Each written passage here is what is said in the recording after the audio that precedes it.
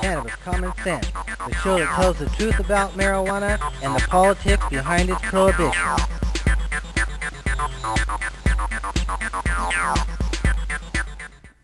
Hello and welcome to another exciting edition of Cannabis Common Sense.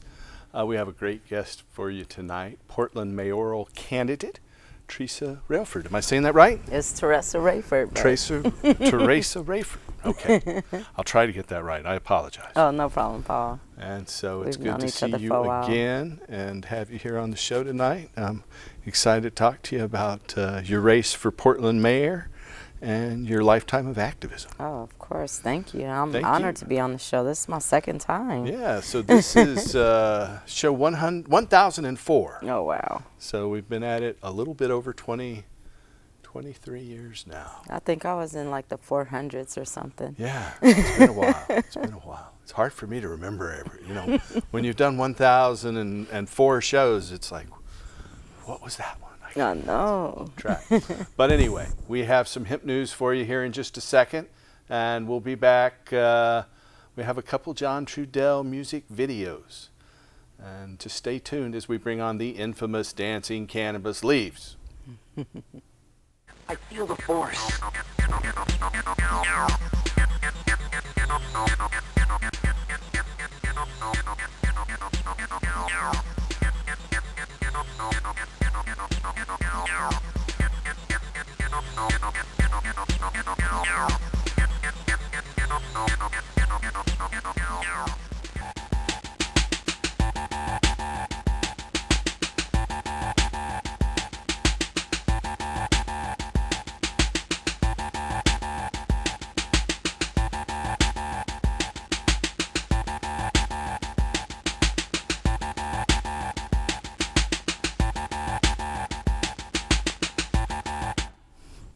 First story tonight is from Washington, D.C. Adult use marijuana legalization laws are not associated with any significant increase in cannabis-related criminal activity in neighboring states or counties, according to a federally funded report published by the nonprofit Justice Research and Statistics Association. The study, entitled Measuring the Criminal Justice System Impacts of Marijuana Legalization and Decriminalization in Using State Data, assess the impact of adult use regulation schemes on criminal justice resources in both legalization states and neighboring non-legalization states. The authors wrote, quote, "The goal of this project was to analyze quantitative and qualitative data in 11 targeted states: Arizona, California, Colorado, Idaho, Kansas, Nebraska, Nevada, Oklahoma, Oregon, Utah, and Washington, to address three research questions. One, what are the impacts of marijuana legalization and decriminalization on criminal justice resources in Colorado, Washington, and Oregon? Two, what are the impacts on criminal justice resources in states that border the states like Nebraska, Nevada, Oklahoma, Utah, and Kansas that have legalized marijuana? And three, what are the impacts of marijuana legalization and decriminalization on drug trafficking throughout northern and southwest border states like Arizona, California, Idaho, Oregon, and Washington? The authors determined, quote, analysis of that data says that there are fewer marijuana-related arrests. Available data suggests, one, legalizing the recreational use of marijuana resulted in fewer marijuana-related arrests and court cases. Two, legalizing marijuana did not have a noticeable impact on indicators in the states that bordered those that legalized. And three, there were no noticeable indications of an increase in arrest related to transportation or trafficking offenses in states along the northern or southern borders, end quote. This federally funded report is further evidence that legalizing and regulating marijuana works largely as intended. It reduces arrests and does not lead to increased youth use or a rise in serious crime. And with these latest findings, it's clear that these policies are not adversely impacting bordering states. It's time to let science and facts dictate public policy and end prohibition nationwide. A disclaimer accompanying the report acknowledges, quote, while the report was carried out using funding from the National Institute of Justice, a federal body, this resource has not been published by the U.S. Justice Department. This resource is being made publicly available through the Office of Justice Programs Criminal Justice Reference service. Any analysis, conclusions, or opinions expressed herein are those of the authors and do not necessarily represent the views, opinions, or policies of the Bureau of Justice Statistics or the U.S. Department of Justice." End quote. It's unsurprising that federal agencies would leave the report unpublished, stating that officials have seldom promoted findings that undermine federal anti-marijuana policy. This study is available online. Our next story is from Augusta, Maine. Regulators at the Maine Office of Marijuana Policy affirmed last week that they expect adult-use marijuana sales to begin in the spring of 2020. A spokesperson for the agency said that regulators anticipate accepting applications from prospective cannabis retailers by the end of 2019, and that licensed stores should be operational by March of 2020 in the great state of Maine.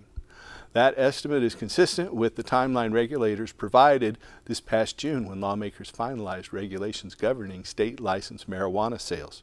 Former Maine state lawmaker and current lobbyist for the National Organization for the Reform of Marijuana Laws, Diane Russell, said, quote, "While Maine's previous governor worked hard to obstruct the will of the voters, it's refreshing to see the incoming administration take steps to turn things around so quickly.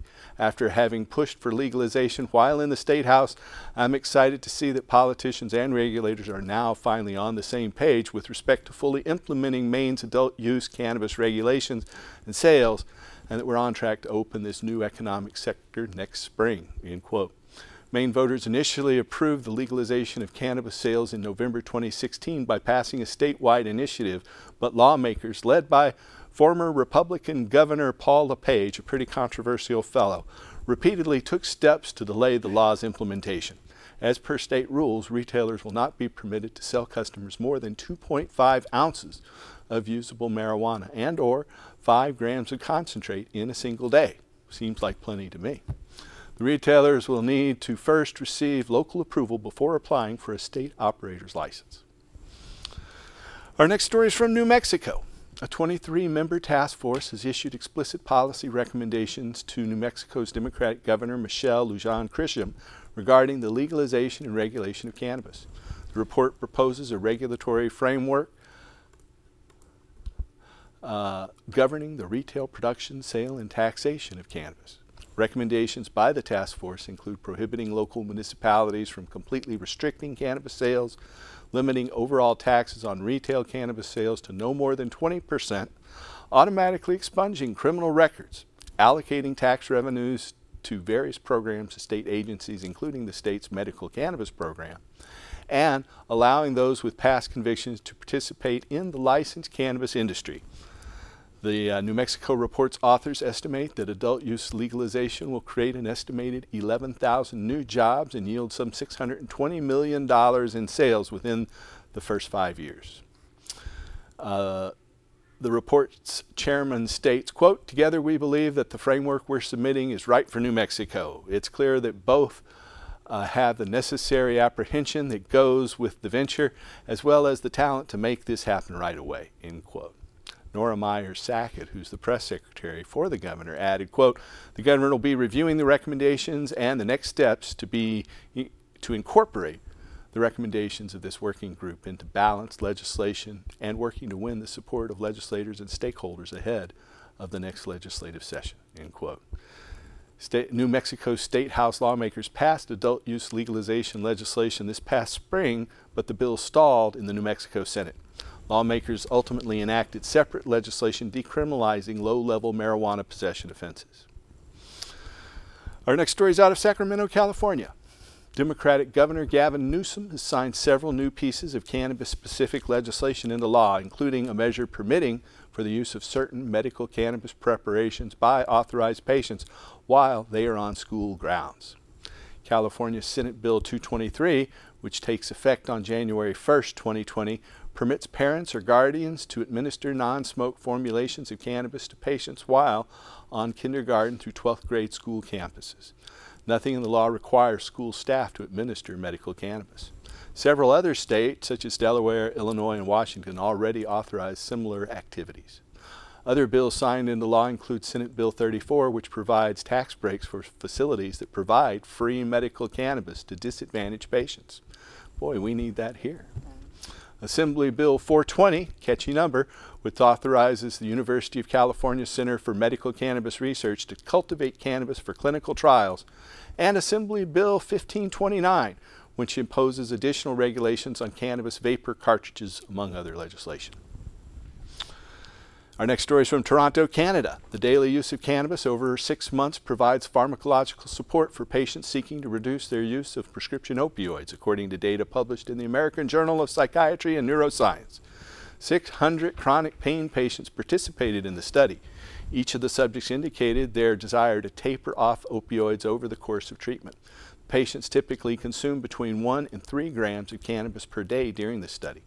After a 6-month period, 156 patients, or 26%, had ceased taking opioids, and an additional 329 subjects, or 55%, reduced their opioid intake by an average of 30%.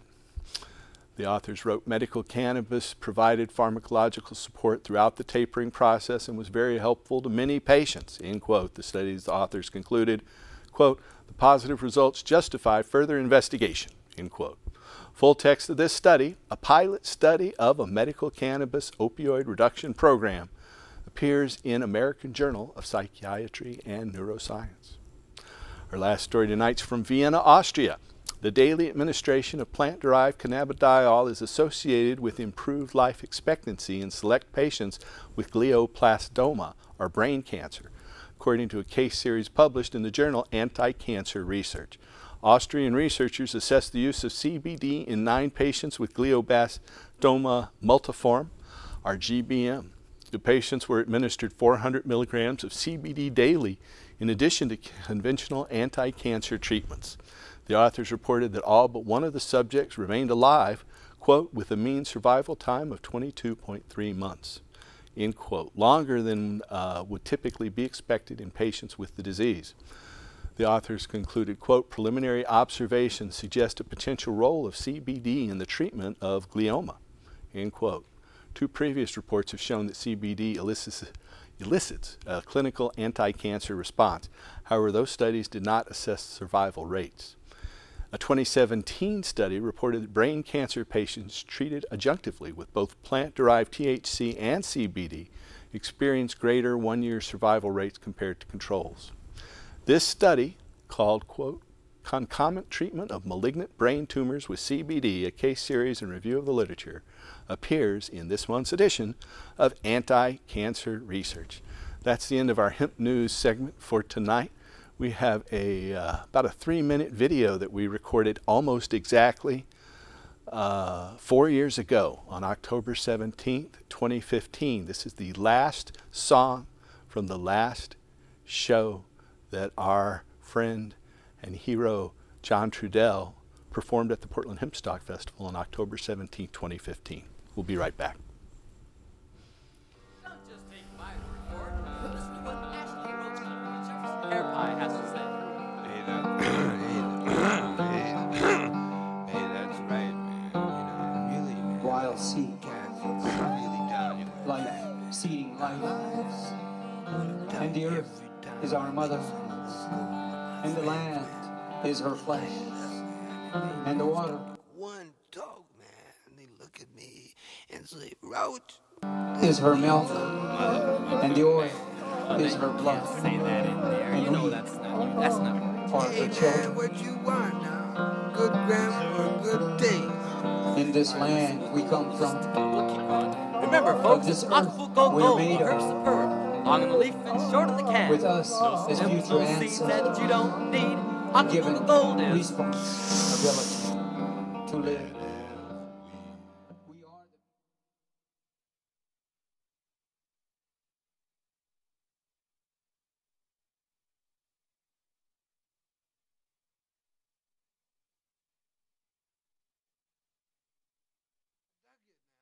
You know, I mean, that was.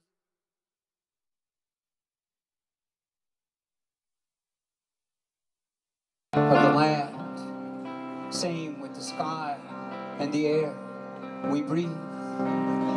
It's time to remember tomorrow in the reality of what we reap, what we sow. The reality is in the land and life is in the seed.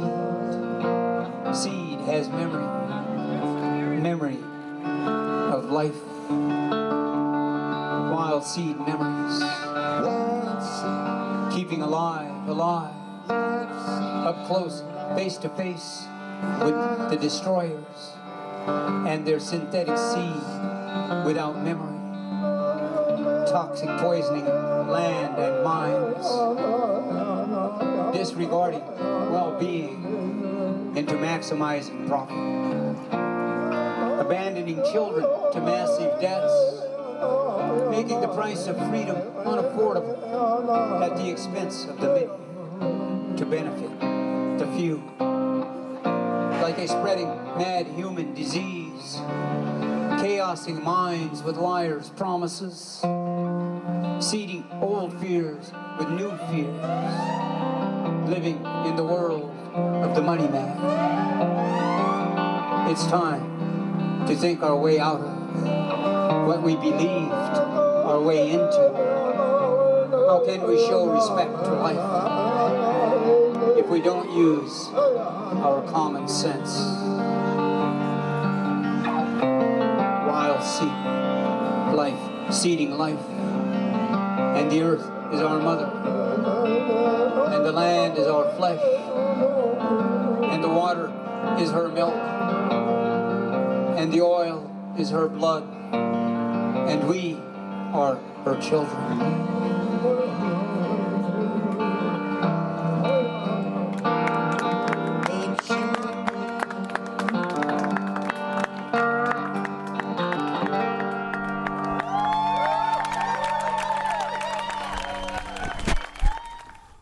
All right.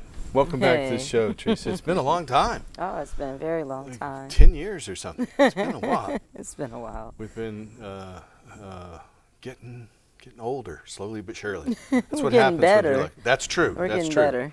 We are indeed. Here, I'll hide my bottle of water. I know. So you're running for mayor. You want to tell our audience about your mayoral campaign? Oh, well, Paul, you know me, and for the last 10 years, I've literally been looking for ways to improve public safety, community engagement, the civic process, and really see what a return on investment for community looks like because of all the years of organizing and activating and protesting. I'm thinking before the end of my life, I want to see a time where we've actually made substantial change in how like our bureaucratic system works with the people. It's taken a lot longer than we anticipated. Well, I guess what, every generation before we got here, right? So this has been happening for hundreds of years, and so we know that those bureaucratic systems, the only way they're going to work for us is if we get inside and we become the handlers, right? Right. And so I'm pushing to make social change. I'm using the work that I've done in the last 10 years, the audits, the recommendations, all of the engagement on the level of politics and political activism, to kind of pull together a platform so that we can have a social change in our local government. And I think that's what we need.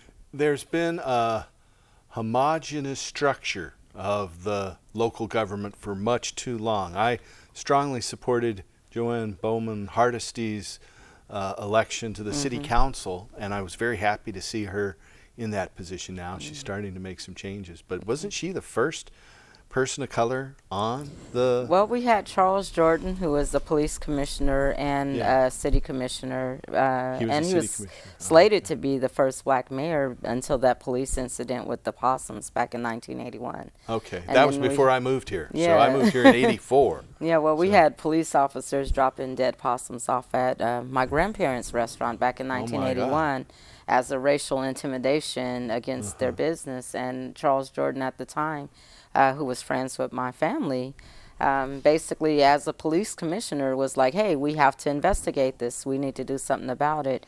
And after that, he never had a chance to be the mayor or even to run for city commissioner again. But then we also had Dick Bogle, who was a former police officer and a former news reporter, and, you know, and he made it. But we haven't had anyone in that seat for well over 30 years until Joanne got into the seat to represent our community directly. So that's too long. If someone is interested in helping your campaign, how do they contact you and get in touch with you? Well, we're working a grassroots movement, and so our campaign website is Teresa Rayford for Mayor.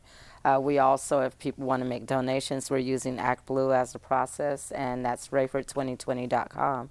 But we're looking for people to volunteer, to get involved that way, to host house parties, to invite me to come and talk to their groups about things that matter to them. We've talked to, today we were at the Charles Jordan Center, and actually we're talking to the community and the Department of Civic Life about cannabis legalization and what do people want and expect from it here in the community. But I like to hear from people.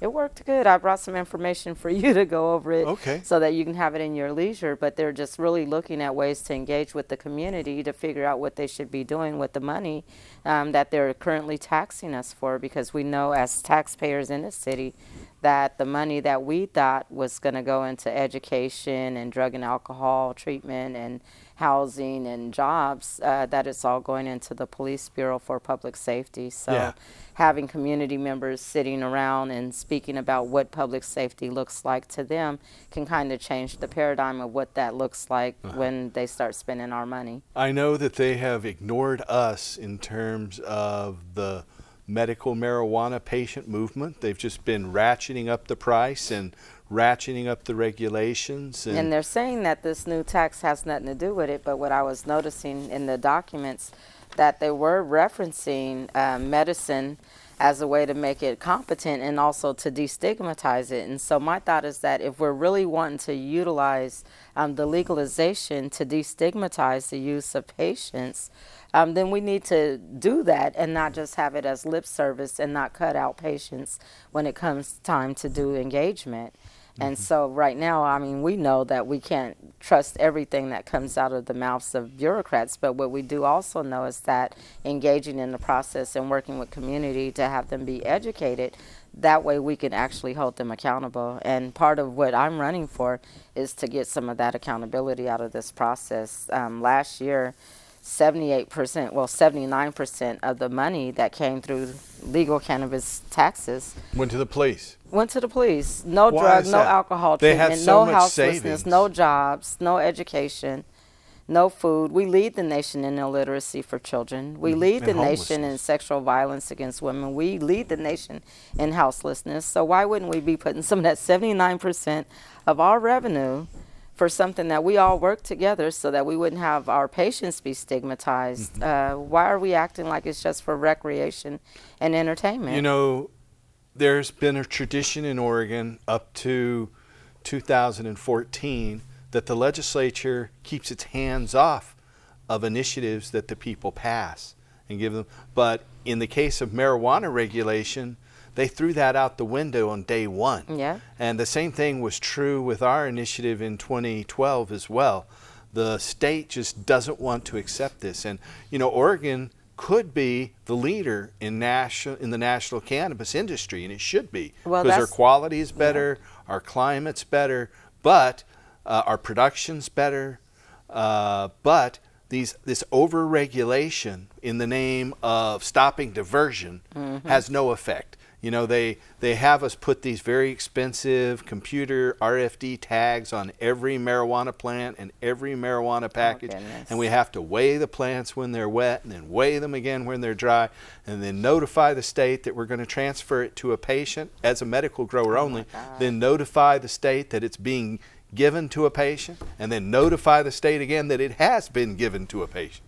So it's just this ridiculous make work, while at the same time, you know, we're getting poisoned with marijuana vape cartridges because they have dangerous oils or pesticides or chemicals in them that they aren't paying attention to safety. They're paying attention to employing the police department. Absolutely. And what I learned today at the meetings out there at the Charles Jordan Center, the city is looking at that and they're realizing, whoa, we really don't have any jurisdiction and no one's really able to make any changes unless we can get the state to consider what's going to happen in Portland. So let's say that we look to 2025 and we start building in the whole destigmatization, but also redistribution of these resources into different places where they'll help our community build some foundational tools to offset houselessness and hunger and violence and all the different things that we thought were going to be invested in. Portland can be a leader in helping the state adapt what that looks like. We just need to have firm, firm leadership and that we can actually And trust I'm and happy that actually you're build with. offering to provide that. We have a video that you brought in about your campaign, and we're going to run that video, and we'll be right back after that, so stay tuned, Awesome. folks. Thank you, Paul. Thank you.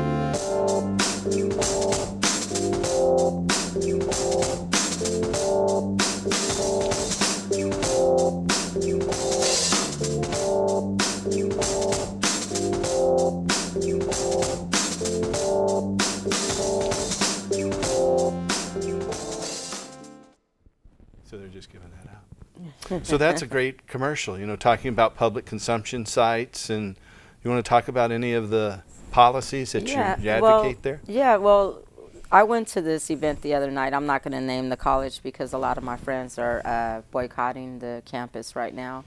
But they were talking about Portland's opiate crisis, or Oregon's opiate crisis, but we know that it's centered here in our city.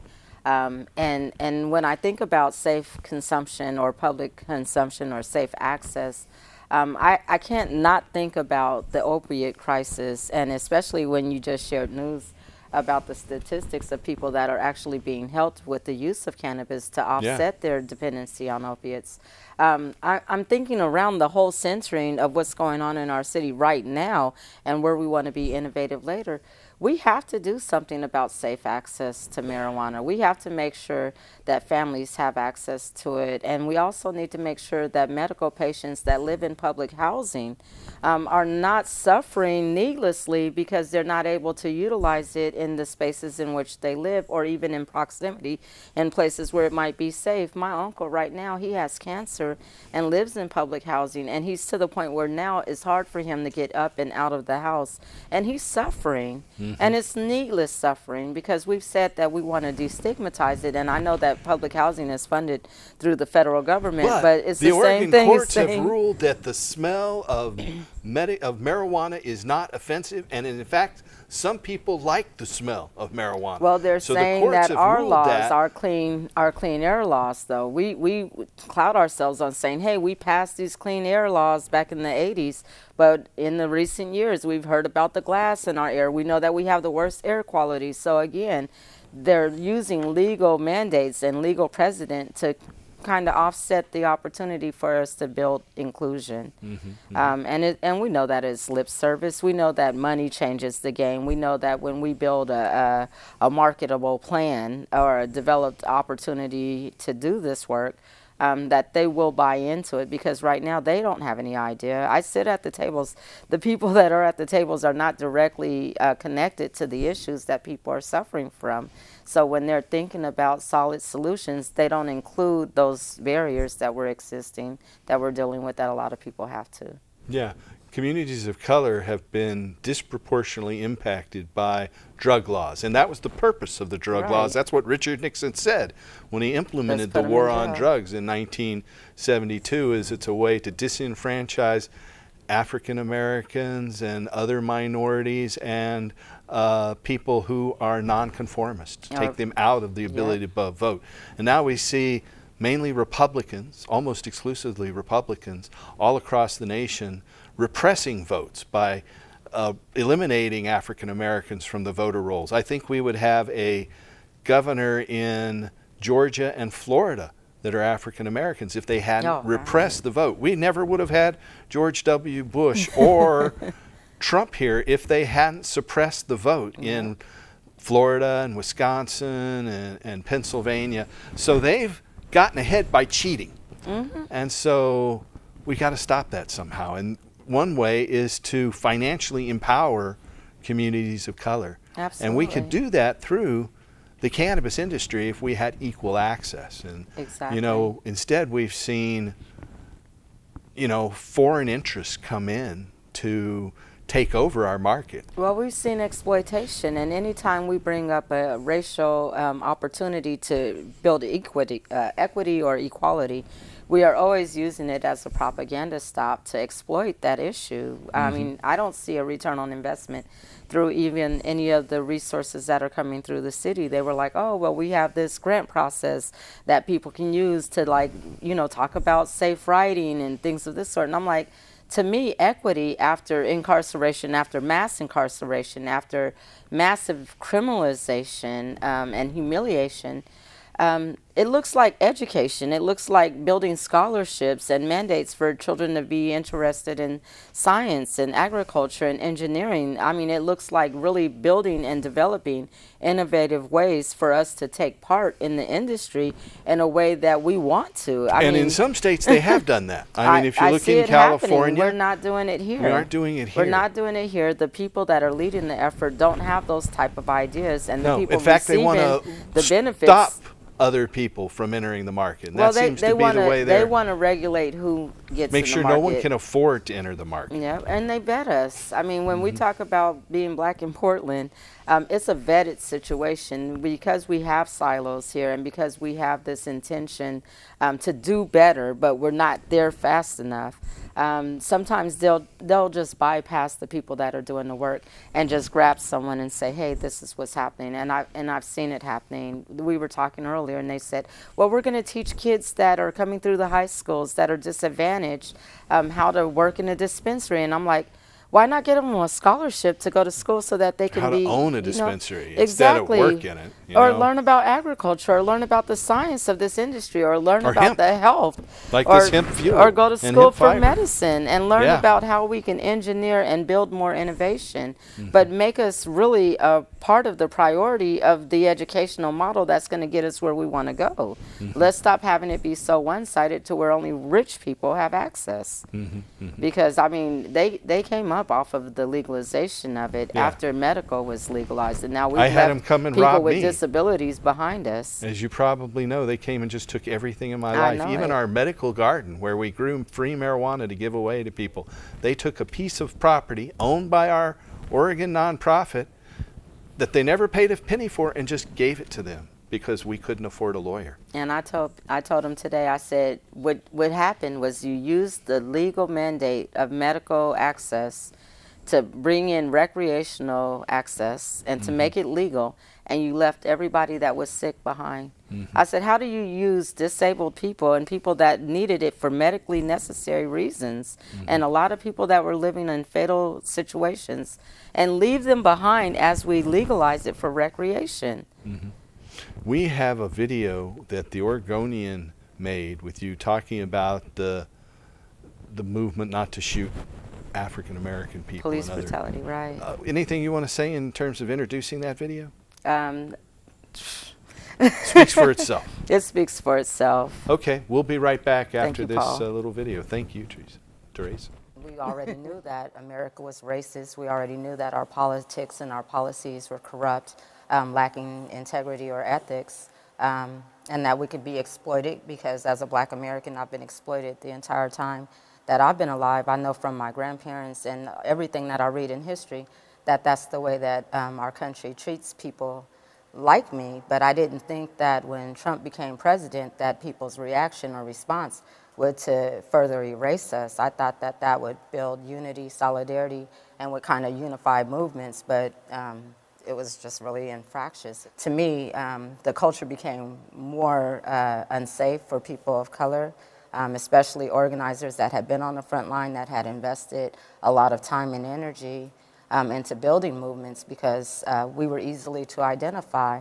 And even if we weren't in those protests that followed, people immediately subjected us to the issues, you know, like, oh, this is the Black Lives Matter people. I saw people that were doing video streams that were basically tagging that on there so that it would bring back to our movement. But that was basically a grassroots response to America's new administration. We're all the way down now. We actually had power before Trump came because people were listening to the human rights message.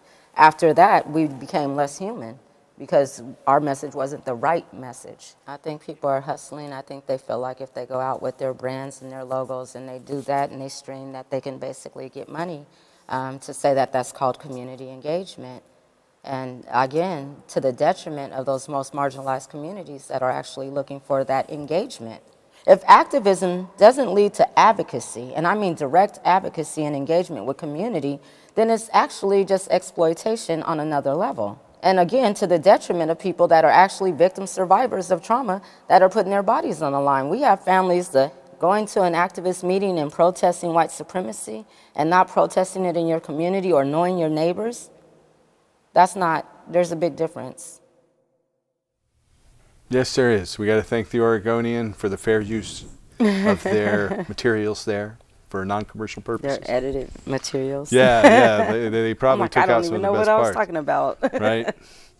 So you brought this paperwork about the Cannabis Social Equity Grants Program, and we were talking briefly about how it's just kind of a weak Band-Aid on the current situation. Is that your take on it, or do you have another way to characterize it? Well, it was very clear to me that the leadership, there were certain people in the room that were like, we need to be accountable to the community. We should be more accountable. We need to talk to them about where these tax dollars are going, and we need to have them be a participant in it. And if you looked at that video that you just showed, and I was talking about how community engagement leads to exploitation, when you have a meeting with a couple of community members that show up to one of only 2 meetings that you're having a year, and the questions are this broad, like, what should we be doing with the money right now? This is where it's going. What do you think? That's not enough market research to come up with a determination that's going to benefit us in the long term. And it seems disingenuous to me, too, that you can do something that quick and that inefficient. Mm-hmm. You know, because efficiency, you're always looking for that return on investment, which means there's going to be a lot of research. It was a high school or college level plan here, or maybe something you might get in your 202 class. And yeah, I mean, it's clearly not very thorough. It's not very complex. And when we're talking about legalization and having access for medical patients, having access for recreation patients, and having so much access to so much money in a city that can utilize that money for real public safety, real community access to health, we're not doing enough to see what that facilitation of research looks like.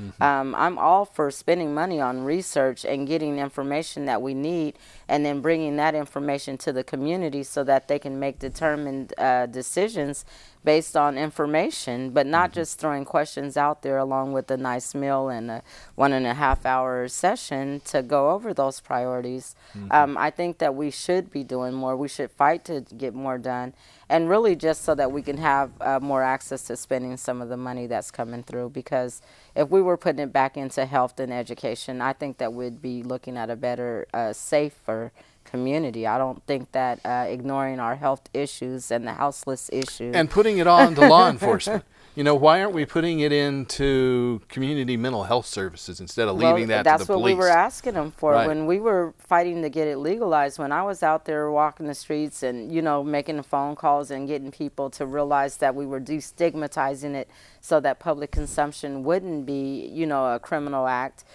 in my community. And it was hard because people didn't even want, I mean, sometimes you're thinking your vote is tracked. So you don't even want to vote for anything that could come back on you. So getting people to the point where we legalized it, I don't understand how we could lie to them, because people really thought that it was going to go into education and health. We really thought it was going to go into the process of helping people with drug treatment. At the opiate event that we went to the other night, the Portland police were there along with people representation from the governor's office. And their biggest focus, what they felt was the biggest solution to this, was that you can get all of the treatment services you need in jail. Right. They were saying, and the carrot is in the jail, and we're going to get them services. And then when they're... Nice place we're for gonna process mentally ill them. people. Well, we're going to process them. We're going to give them medical, Rapists. and we're going to find out where they need to go and send them back out. And I'm like, why would you put the carrot in the cage? And then also, if someone's having a mental health break, or if they're experiencing some kind of trauma, or something related to a drug overdose, Or psychosis, why would you think that anything. a hospital wouldn't be safer for them? Why would you think that putting them into the jail would work? And why would you have all of the drugs to help them? Why would you have everything for detoxing and all of these treatment services in the jail? Because guess what? You got to commit a crime to get in the jail. And if I'm experiencing a mental break, or if I'm experiencing a drug issue, or I'm relying and I'm in an addiction mode, I'm probably going to harm somebody that's closest to me, that's vulnerable. And so when they think about having the treatment opportunity in the jail, It's crazy. and it's ridiculous, because guess what? The people that know that those treatment services are in jail and that are really dealing with serious addiction or dealing with mental health or any kind of issue where you're outside and you can only get help inside, the crime cannot be taken away. The crime on family members, the crime on community, the hurt and harm to self just to get access to something that should be readily accessible. Excuse me. It's been about 30 years since they closed down all the community health centers in town. There were houses where people with schizophrenic psychosis could go and be treated. Well, they're treating them in jail now. Yeah. My wife worked in one of those, and they closed it down. And then we'd see the patients that she took care of out on the streets, living on the streets now. And no wonder they're in jail, because they're having psychotic issues. They've got... and the jail is the only place to get treatment, and people know that. It's really just sad. Sheriff Reese was excited to talk about, we have it in the jail. And I was like, you have to commit a crime to go to jail. And I advocate for families. Grandmas are being harmed. Cousins and nephews and nieces and girlfriends are being harmed. Neighbors are being harmed because we need treatment, and treatment is in jail. And then if we're not looking for treatment and we're just dealing with mental health, why are we, It's just so sad that we have jail for too many the jails answers. are so anxious to take this on. I don't think the police officers on the street like it. Well, the money you're talking about to go into health treatment and mental health services is in the jail. Of course they want to keep it there. Yeah, the people who make money off that money, they want to keep it there, unfortunately. Now, we have another video in about 14 and a half minutes to go here. If you have a question for Teresa, a Portland mayoral candidate, Teresa Rayford, then give us a call at the number that's there on your screen. It's 503-288-4442. That's 503-288-4442. You can call us from anywhere in the country, because a lot of these issues aren't just Portland specific. They're nationwide, with voter suppression, and the income inequality is greater now than it has ever been. I just saw a recent chart that said that people that have capital make more money than people who work for a living. In terms of, for the first time in U.S. history, there's more people making money from having money than making money from jobs. So if you're like most of us, you don't have that much money to make money off of. So it's just ridiculous. And the tax rate for that sort of of capital gains is much lower than it is for general income tax. We have this other video here that you were at the Portland Global Marijuana March the year before last. So we're going to run that. We'll be right back. And we love our dark skin. We are not ashamed. We are not embarrassed. We are not humiliated by the racism in this country, because the people that are pushing it out there, they're the ones who should be ashamed of themselves. All of us are disgusted by racism. Fuck that shit. One of the things that I need to talk about today is not only the decriminalization, which we're continuously fighting for. marijuana use in this city, in this state, is supposed to be legal, but we still have to worry about where we can legally use, where we can legally medicate. My son is right now on RSO oil for his seizures. He has grand mal seizures. The only thing that helps him and his wife who has epilepsy is the use of the cannabis and the oils that it produces. But having access to it is the biggest problem for him, because you know what? If you can't afford to get it as a medical patient and keep up all the bureaucracy and policy behind that, then being a recreational user, you're still being criminalized. And especially a child with brown skin who has seizures, who might seize during a car while he's driving. He might have a seizure at the time that he's walking his kids to the park. And you know what's my biggest fear is that happening. That happening and the police hurting him, taking his life because they don't know that he's having an attack. They don't know that he's having a health issue at the time because of how we see people that utilize marijuana in this country. One of the things that he has to deal with, not only the seizures, but having to deal with racism every day. He is in an interracial relationship. His wife was told one day by a child that she grew up with that she was a breeder now because she had mixed kids by my son. How humiliating for not only them as a couple that's trying to live in the year 2017, 2018 in America, to be humiliated by racism, but to know that they're pushing that on their children. I advocate for a lot of children, and one of the things I tell them is that the things that are happening right now, they're not their faults. And they don't have to carry on the same traditions and values and policies that we've been taking into consideration to reform.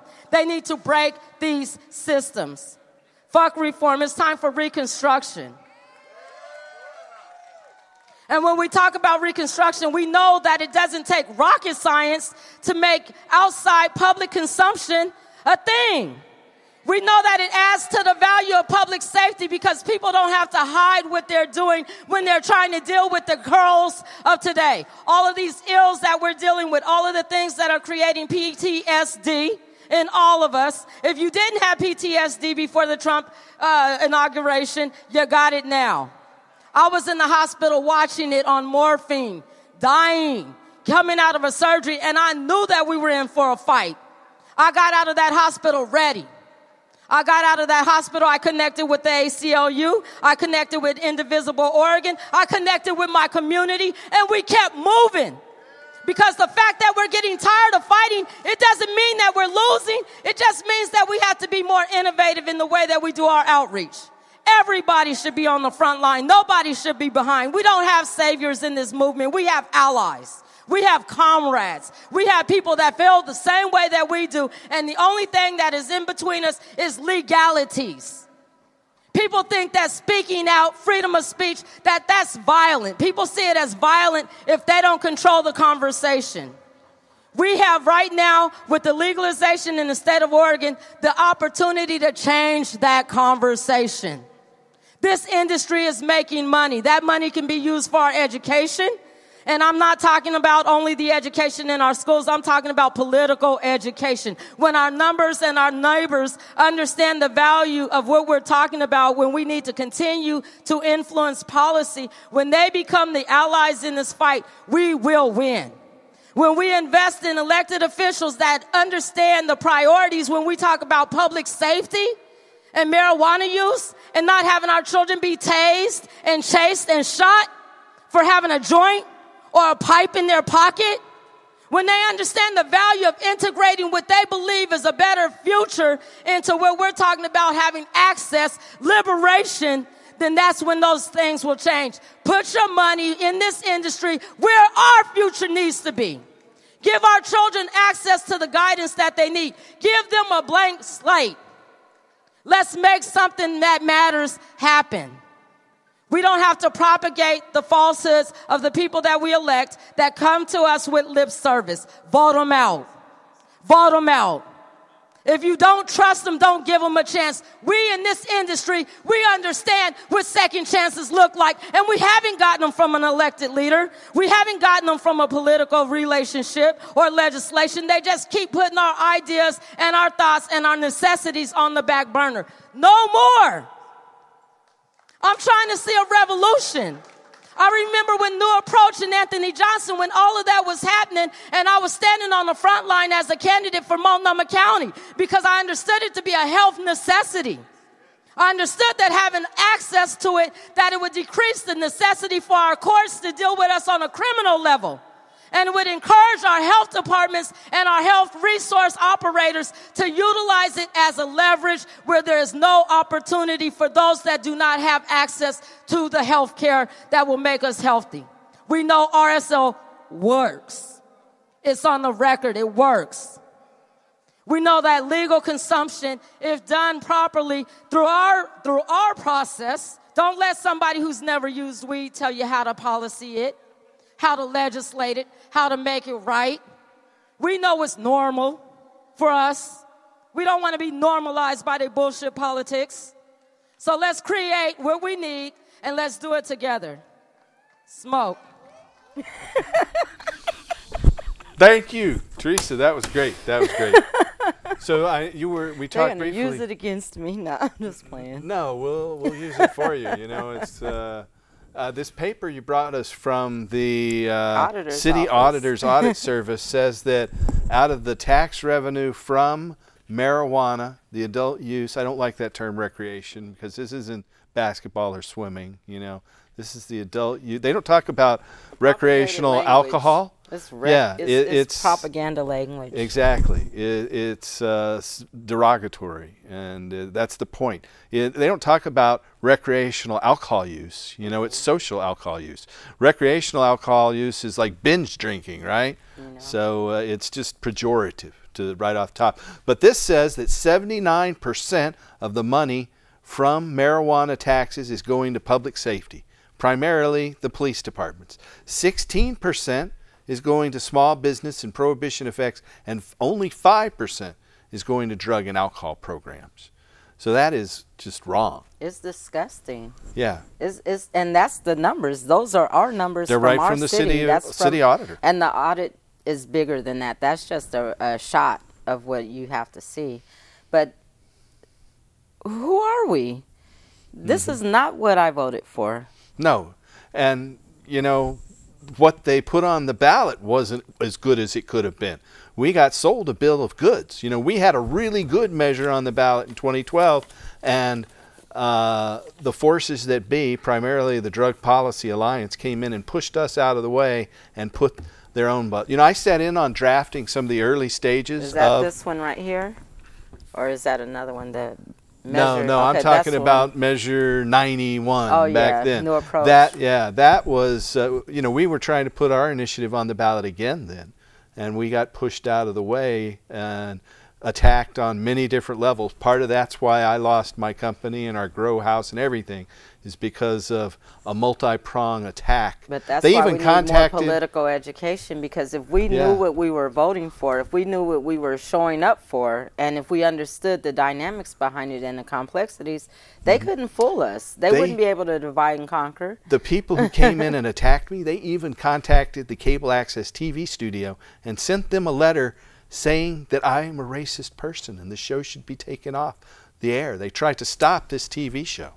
And, you know, in addition to destroying everything else in our lives. As long as I've known you, I've not known that about you. Yeah. Well, it's just you have not a lot true. of brown friends, and I don't think that they've heard that either. Mixed myself, you know, not that much, but I do have some mixed heritage, Native American, North African, Spanish in the mix there. So, and I'm proud of that. But anyway, so I heard you also talk about how your son is using RSO, and it's helped. So he's been seizure-free since May from his epilepsy, and that's significant. Yeah, he was having grandma seizures for the last 4 years straight, and he kept going into cardiac arrest. And so they wanted to do a sleep study because we were trying everything.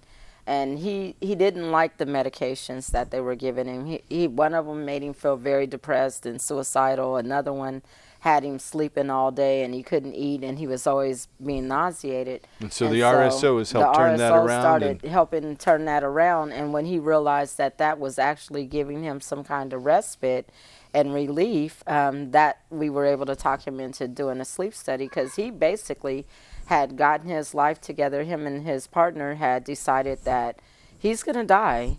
And we know he's going to die, so let's start having children. We're going to have 2 kids so I can have somebody to remember. I mean, it was ridiculous because they were like, we're going to have the kids. That way we have something to remember him by because he's just going to die, and we know it's not going to be long. So but they now were literally planning his for outlook is good. He's getting his license back after 6 months. They start reevaluating that. No seizure activity. All right. Nothing. Well, we're down to just less than 2.5 minutes here. Tell us more about your campaign and how people who are watching the show can contact you. I just, right now, I'm hoping that we can get as many people as possible to register to vote, make sure that they're able to vote. Remember that the primaries happen May 19th of 2020. Check out our campaign at TeressaRayfordForMayor.com. So that's TERESA. SSA. RAIFORD. Okay. ForMayor.com, or go to Rayford 2020, make a $20 donation, make it monthly. Sign up to have a house party, sign up to have a conversation, bring me into your community, sign up to volunteer so that we can canvass together, because if I get this mayoral seat and if we win in the primaries, there's a lot of planning and development that we can do over the next 4 years that can really change the course of where we're going with this. Because at the end of the day, the mayor is the CEO of the city. They're the city manager, and they have influence over the other commissioners. And right now, they're trying to figure it out, but they don't have the leadership that can help them navigate what needs to be done.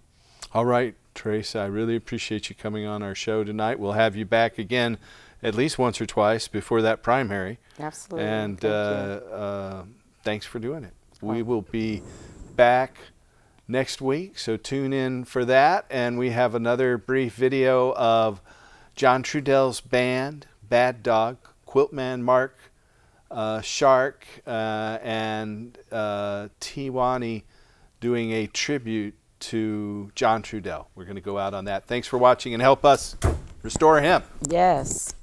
Good night.